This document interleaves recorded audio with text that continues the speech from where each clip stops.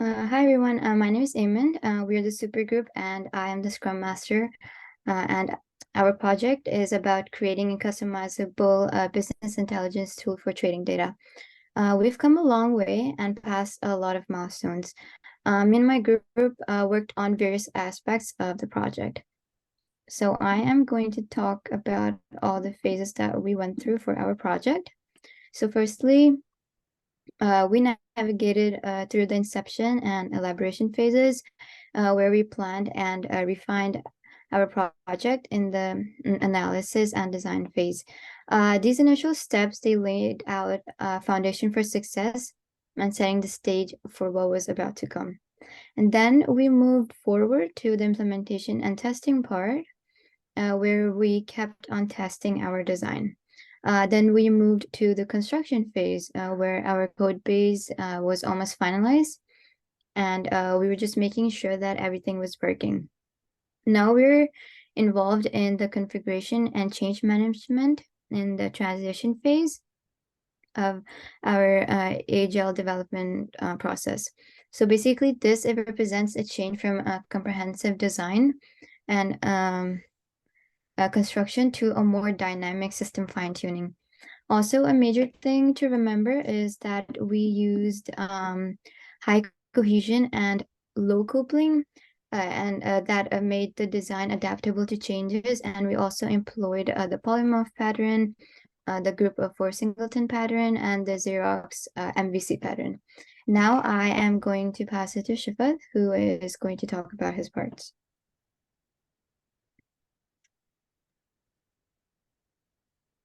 Thank you, Eamon. Hello, everyone. My name is Shafat Ahmed, and I will now explain the patterns which we considered but we didn't use for our tool. So, building an agile tool for algorithmic trading was like putting together a puzzle. We wanted our tool to be flexible, easy to understand, and not too complicated.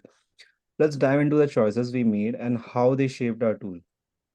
At the start, we thought about using creator pattern.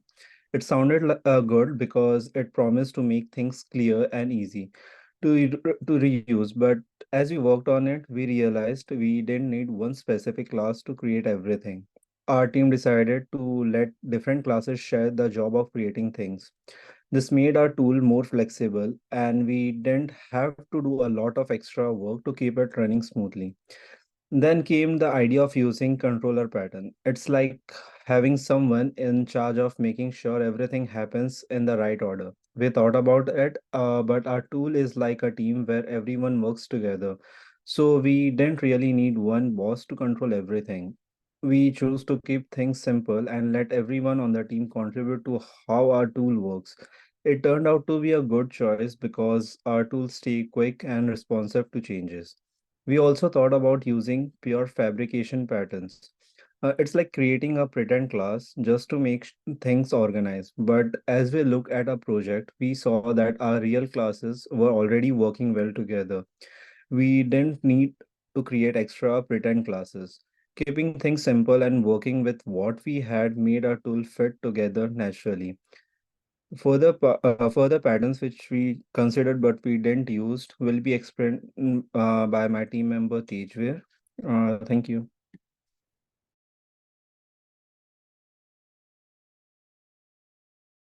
Thank you, Shifat. Hello, everyone. My name is Tejveer Singh, and I'm going to discuss about the three more patterns that we decided earlier to work with, but then later we decided not to work with. Now, first one is information expert.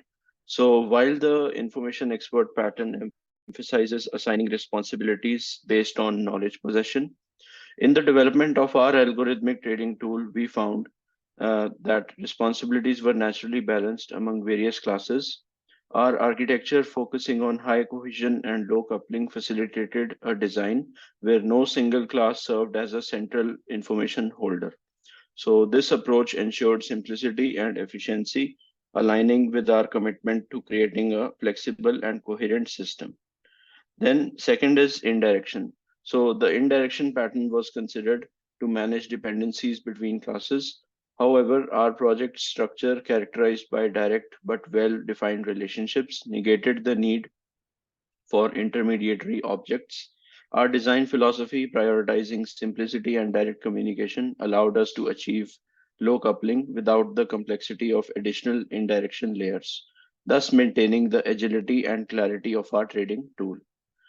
Lastly, protected variation.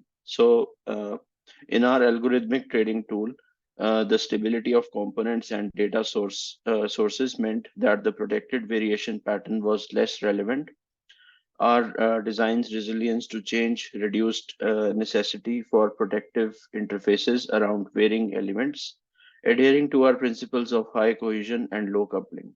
We chose an architecture that could adapt to future changes without the specific constraints of the protected variation pattern. This ensured a straightforward and effective solution. So that was my part of the presentation. Thank you. Now I would like Akarshi to continue with the presentation. Hi, I'm Akarshi, and I'm going to be talking about the diagrams that we used, starting with our business use case. Here we're exploring this main scenario of visualizing the data for algorithmic trading. Our primary actor is the data analyst. This will help users visualize historical data, real-time data, and news data um, from these external data sources.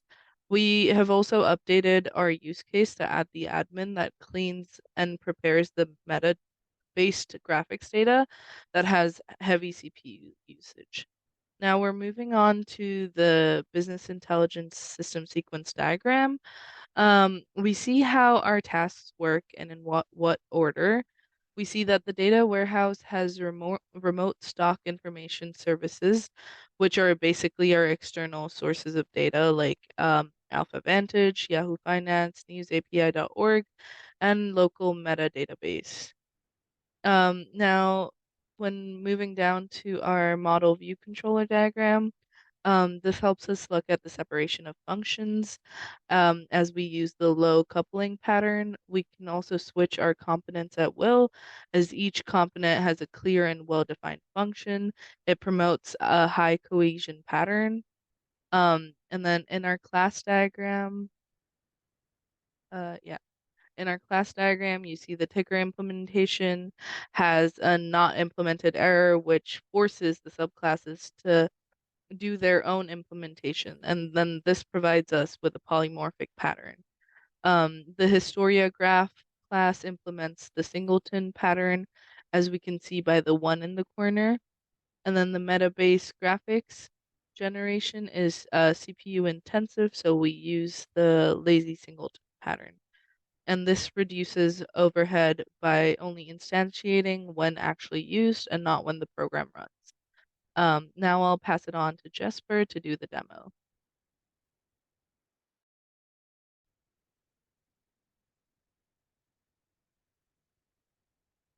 Oh, hi, my name is Jesper, and I'm demonstrating the prototype during the presentation. And note, there will also be a separate video presentation of just the prototype and the code submitted in the other section of Blackboard. Here we have the various code sources and who wrote it. So the singleton class, I wrote that. Get news class, Eamon and Tejveer wrote that one. And the polymorphic ticker graph was written by Akarshi and Shifat. So interestingly, my server died just yesterday, and I had to recreate the whole thing. So it is a little bit slimmer than it would have been. You would pick your stock, and then you would show your historical data. And then you get a large selection of pre-generated information, graphs, bars, line charts, etc., etc.